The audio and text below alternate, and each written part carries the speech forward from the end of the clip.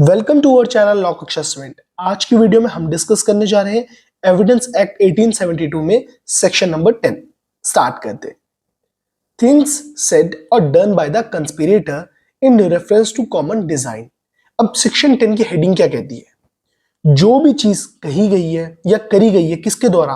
Conspirator के द्वारा, in reference to common intention, तो वो क्या हो जाएगी? रेलिवेंट हो जाएगी। Where there is a reasonable ground to believe that two or more persons have conspired together to commit an offense or an actionable claim। अगर जहां पे क्या है, रीजनेबल ग्राउंड है कि दो या दो से ज्यादा व्यक्ति ने क्या करा है, कॉन्स्पिरेसी करी है, यानी कि कॉन्स्पिरेटर ने क्या करा, षड्यंत्र रचा है, किसके लिए? ऑफेंस के लिए या एक्शनेबल रॉन्ग के लिए।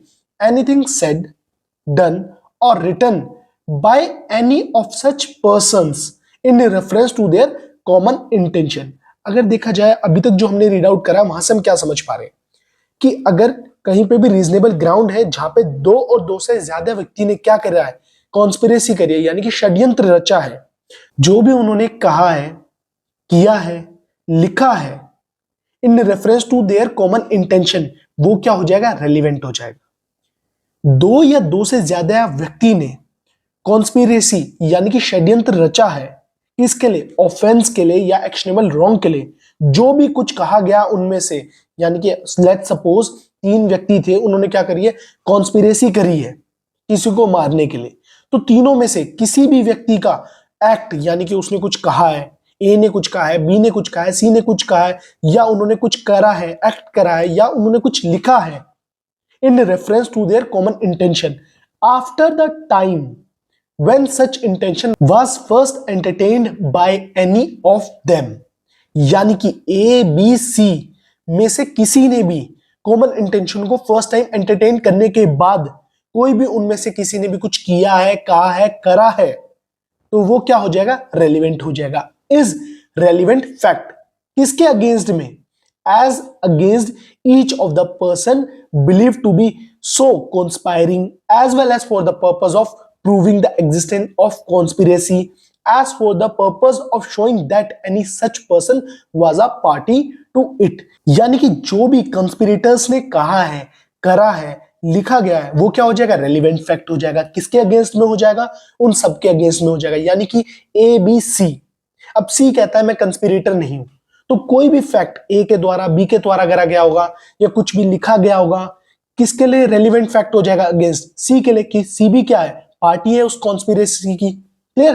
अगर कोई भी ऐसी सिचुएशन है जहां पे कॉन्स्पिरेसी की एग्जिस्टेंस के बारे में, तो वहां पे वो फैक्ट क्या हो जाएगा? रेलिवेंट हो जाएगा। And also believed to be so conspiring में की सिचुएशन में भी क्या हो जाएगा? वो फैक्ट रेलिवेंट हो जाएगा। अगेन ध्यान से समझा रहा हूं, एग्जाम्पल के साथ समझाऊंगा। क्लियर?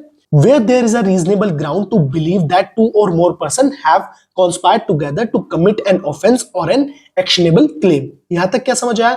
दो और दो से ज्यादा व्यक्ति ने क्या करी है? कॉन्स्पिरेसी यानी कि षड्यंत्र रचा है। For an example, A and B and C तीनों ने डिसाइड करा कि हम किसका मर्डर करेंगे? डी का मर्डर करेंगे। क्लियर? कॉन्स्पिरेसी रच दी, यानी कि षड्यंत्र रच दिया उन्होंने। Clear? A B and C condition ये भी फुलफिल हो गई, टू और मोर पर्सन वाली हमारी सेक्शन 10 की। क्लियर? एनीथिंग सेड और डन और written by any of such person in reference to their common intention. ये ध्यान से समझना, after the time when such intention was first entertained by any of them, यानी कि ए बी या सी के द्वारा कॉमन इंटेंशन में कोई भी स्टेप कर दिया जाएगा, उसके बाद कोई भी ए एक्ट करता है, बी कुछ कहता है या करता है, बी कुछ कहता है या करता है या लिखता है, सी कहता करता या कुछ लिखता है, तो वो क्या हो जाएगा? रेलिवेंट फैक्ट हो जाएगा। क्लियर? किसके अगेंस्ट में? As against each of person, यानी कि ए के अगेंस्ट में भी, बी के अगेंस्ट में भी, सी के अगेंस्ट में भी, as well as for the purpose of proving the existence of the conspiracy, यानी कि प्रूव करने के लिए एग्जिस्टेंस ऑफ द कॉन्स्पिरेसी मतलब यानी कि षड्यंत्र को प्रूव करने के लिए भी वो फैक्ट क्या हो जाएंगे? रेलिवेंट हो जाएंगे। कि हमें प्रूव करना है कि हम तीनों के बीच में, ए बी और सी के बीच में क्या थी? कॉन्स्पिरेसी थी, किसे? डी को मारने की। इस फैक्ट को प्रूव करने के लिए वो फैक्ट क्या हो जाएंगे? रेलिवेंट हो जाएंगे। As for the purpose of showing that any such person was a party to it. अगर ऐसी सिचुएशन आती है, सी कहता है कि मैं इस कॉन्स्पिरेसी का पार्टी नहीं था, तुम लोगों ने ही क्या करा, षड्यंत्र रचा है, मैं तो तुम्हें जानता भी नहीं हूं। तो ए के द्वारा बी के द्वारा कुछ भी कहा गया होगा, करा गया होगा, लिखा गया होगा, वो क्या हो जाएगा, रेलिवेंट हो जाएगा किस चीज को प्रूव करने के लिए कि सी भी क्या है, पार्टी है। Clear? Come to the next slide. The basic principle behind the policy of section 10 is the theory of agency. Prelims में, लॉ एग्जामिनेशन में डायरेक्ट कई बार सेक्शन 10 से क्वेश्चन पूछ लिया जाता है कि थ्योरी ऑफ एजेंसी किस सेक्शन से रिलेटेड है हमारे एविडेंस एक्ट में। तो थ्योरी ऑफ एजेंसी किस सेक्शन से रिलेटेड है, section 10 of the evidence act 1872। Every conspirator is considered to be the agent of the association carrying out the offense। हर एक प्रत्येक कॉन्स्पिरेटर यानी कि ए, बी एंड सी क्या माने जाएंगे, एजेंट माने जाएंगे किसके, एसोसिएशन के, जो एसोसिएशन क्या कर रही है, ऑफेंस कमिट कर रही है। क्लियर? अब ये case most most most important है, अगर कहीं क्वेश्चन आता है तो आप सेक्शन 10 में इस केस को जरूर मेंशन करेंगे। क्लियर? केस का नाम क्या है, NCT of Delhi versus Navjot Sandhu. जो नवजोत संधू जो लेडी थी, उन्होंने क्या कर लिया था, कन्वर्जन कर लिया था। दैट्स वाई आगे क्या लिखा है, @अफसान गुरु। उनका नेम क्या हो गया था, उन्होंने नेम भी चेंज कर लिया था, यानी कि उन्होंने अपना जो रिलीजन है वो हिंदू से क्या हो गई थी, मुस्लिम लेडी हो गई थी, और उनका नाम क्या रख लिया था उन्होंने, अफसान गुरु। क्लियर? इस केस को हम किस नाम से जानते हैं, parliament attack case. Clear? Start करते हैं। NCT of Delhi versus Navjot Sandhu @अफसान Guru 2005-11 SCC 600 is famously known as the parliamentary attack case। इस केस को किस नाम से जाना जाता है, इस केस का पॉपुलर नेम क्या है, parliamentary attack case. Fact of the cases: 5 heavily armed person entered the parliament house complex in a white ambassador car on 13 दिसंबर 2001। 13 दिसंबर 2001 की बात है। एक अम्बेसडर कार में 5 लोग कहां घुस गए थे, पार्लियामेंट में एंटर कर गए थे। Clear? They were heavily armed with the automatic assault rifles, pistol, hand grenade and rifle grenades. अगर हम बात करते हैं जो वो 5 व्यक्ति अम्बेसडर कार में पार्लियामेंट में जिन्होंने एंट्री ली थी, उनके पास उनकी गाड़ी में क्या था, बारूद, असला, pistol, assault rifle, automatic gun, grenades, यानी कि बहुत अन्य तरीके की ऐसे बम्स, ऐसी पिस्टल्स, ऐसी गन्स थी जो बहुत ही ज्यादा क्या थी, डेंजर थी। Clear? Come to the next slide. The vice president's car gate was waiting to depart due to which they were enable to get free and easy access to the parliament house building. अब देखिए, मैंने आपको क्या बताया, 13 दिसंबर 2001 की बात है। एक व्हाइट एम्बेसडर में कौन, 5 व्यक्ति। अब वो 5 व्यक्ति कौन थे, आतंकवादी थे। 5 आतंकवादी ने कहा एंट्री ली, पार्लियामेंट हाउस में क्या ली, एंट्री ली। अब वहां पे वाइस प्रेसिडेंट की गाड़ी खड़ी थी और वहां पे वाइस प्रेसिडेंट साहब की क्या थी, सिक्योरिटी फोर्स थी और पार्लियामेंट की सिक्योरिटी फोर्स थी। तो वहां पे वो सब क्या कर रहे थे, सिक्योरिटी फोर्स वेट कर रहे थे किसके निकलने का, वाइस प्रेसिडेंट साहब के निकलने का वेट कर रहे थे।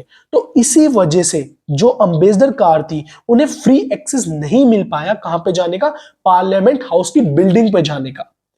Their attack failed due to immediate reaction of the security personnel present at the spot and complex। अगर हम बात करते हैं इसी सिचुएशन में वो होपलेस हो गए, राइट पे मुड़ना था वो लेफ्ट में मुड़ गए। बैक करते वक्त उनकी कार, यानी कि जो उनकी अम्बेसडर कार में जिसमें वो आए थे पार्लियामेंट में, वो कार टकरा के कहां लग गई, वाइस प्रेसिडेंट साहब की गाड़ी में लगी। तो तुरंत ही उन जो फोर्स थी, यानी कि जो सिक्योरिटी फोर्स थी, वहां पे एक व्यक्ति ने, यानी कि उनमें से सिक्योरिटी फोर्स में से एक मेंबर ने उन्हें रोकने की कोशिश करी।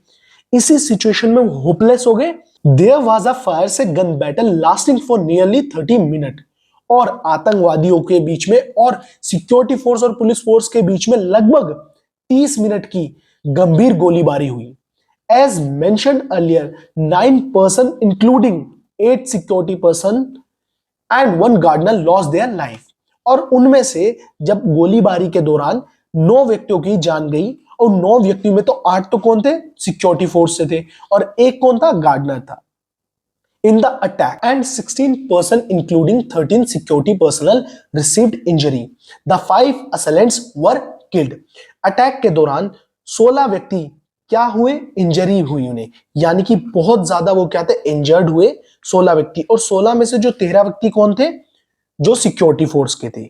द 5 assailants वर किल्ड, यानी कि जो 5 आतंकवादी अम्बेसडर कार में आए थे उन्हें अटैक के दौरान ऑन द स्पॉट मार दिया गया। The Supreme Court was awarded death sentence to Mohammad Afzal and life imprisonment to Shaukat Guru। जो मोहम्मद अफजल एंड शौकत गुरु थे उन्हें क्या दिया गया? मोहम्मद अफजल को डेथ सेंटेंस अवार्ड करी गई सुप्रीम कोर्ट के द्वारा और लाइफ इंप्रिजमेंट किसे अवार्ड करी गई? शौकत गुरु को। मोहम्मद अफजल शौकत गुरु क्या थे? कंस्पिरेटर्स थे, यानी कि उन्होंने षड्यंत्र रचा था। क्लियर? किसका? पार्लियामेंट अटैक का। SAR गिलानी एंड नवजोत संधू को क्या कर दिया गया? अक्विटल प्रोवाइड कर दिया गया। नवजोत संधू कौन थी? शौकत हुसैन की वाइफ थी। उनका कहीं भी इन्वॉल्वमेंट नहीं था इस पार्लियामेंट अटैक में, यानी कि उनका कहीं भी इन्वॉल्वमेंट नहीं दिखा किसमें? कॉन्स्पिरेसी में। Come to the next slide. It was held in the case that since the statement was made by them after the conspiracy was over, Section 10 will not apply for Section 10. It is essential that the statement and the conduct should have done while the common intention was in existence. अब ये case क्यों discuss करा मैंने? इस case से हमें क्या मिला? इस केस में ये कहा गया जो भी स्टेटमेंट, अगर कोई भी एक्ट, कोई भी स्टेटमेंट हमारी कॉन्स्पिरेसी के बाद कही गई है, यानी कि कॉन्स्पिरेसी कंप्लीट हो चुकी है, जो भी हमने हमारा एक्ट करना था वो हम कर चुके हैं, उसके बाद कोई भी स्टेटमेंट कही गई है तो वहां पे सेक्शन 10 अप्लाई नहीं होगा। सेक्शन 10 अप्लाई होने के लिए अगर एसेंशियल कंडीशन की बात करते हैं तो क्या है? It is essential that the statement and the conduct, जो भी स्टेटमेंट कही गई है, जो भी कंडक्ट है, should have done while the common intention was in existence। जब तक कॉमन इंटेंशन एग्जिस्टेंस में है तभी क्या होगा? वो स्टेटमेंट, वो कंडक्ट क्या माना जाएगा? रेलिवेंट माना जाएगा अंडर सेक्शन 10। यानी कि कॉमन इंटेंशन की एग्जिस्टेंस जरूरी है स्टेटमेंट और कंडक्ट के रेलिवेंट के लिए अंडर सेक्शन 10। होपफुली आप सभी को सेक्शन 10 और ये केस लॉ अच्छी तरीके से समझ आया हो। कहीं भी सेक्शन 10 मेंशन कर रहे हो तो please it's a humble request, ये लैंडमार्क जजमेंट यानी कि parliament attack case and city of Delhi versus Navjot Sandhu, इस केस को जरूर मेंशन करें। अगर वीडियो अच्छी लगती है, आपके कंसेप्ट्स क्लियर होते हैं तो प्लीज ज्यादा से ज्यादा वीडियोस को लाइक करें, शेयर करें, subscribe my channel and also press bell icon for the new videos. अगर कोई भी प्रॉब्लम आती है, आपको कोई कंसेप्ट समझ नहीं आ रहा, कोई वॉइस में दिक्कत है, किसी जगह आपको नोट्स नहीं मिल पा रहे, कोई भी चीज की प्रॉब्लम आती है तो विदाउट हेजिटेट आप मुझे मेरे इंस्टाग्राम अकाउंट shubhamdobal.22 में डीएम कर सकते हैं। जिन स्टूडेंट्स ने फॉलो नहीं करा है मुझे जाके मेरे इंस्टाग्राम का लिंक डिस्क्रिप्शन में, जिन्होंने अभी तक फॉलो नहीं करा प्लीज इट्स हम्बल रिक्वेस्ट जल्दी जाके फॉलो करें। Thank you so much for your support. Have a nice day.